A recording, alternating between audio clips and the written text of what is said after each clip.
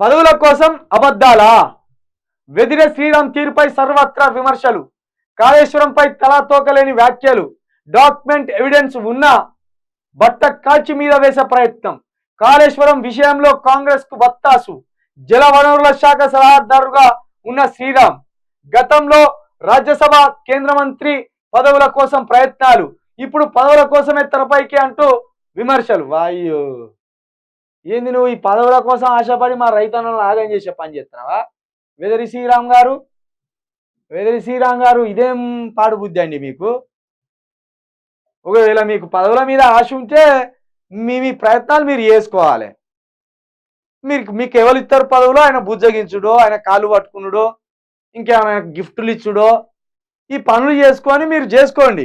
మీరు కేంద్ర మంత్రి అవుతారా, ఇక్కడ మంత్రి అవుతారా, ఇక్కడ మంత్రి అవుతారా కార్రి. కానీ మా ప్రజలకు అవసరం వచ్చే ప్రాజెక్టుల మీద తప్పుడు రిపోర్ట్లు ఇచ్చడం ఏంది? ఇది మంచి పద్ధతి కాదు. మీ ఒక్క జీవితం కోసం మా 19 లక్షల మంది రైతుల జీవితాలను నీళ్ల పాలు చేయొద్దు. దయచేసి ఆ నీళ్ల మీద ఇప్పటికైనా కరెక్ట్ రిపోర్ట్ ఇవ్వండి.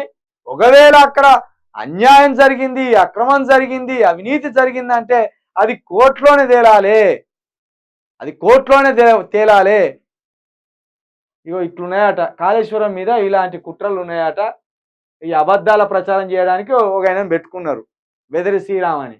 వెదరి శ్రీరామ్ గారు, మరి శ్రీరామ్ అనేమో మంచి పేరు పెట్టుకుంటే రాముని పేరు, ఇక చూస్తా అంటేనేమో మరి ఇట్లాంటి కథలు చేస్తా అంటే ఎట్లా ఇవన్నీ?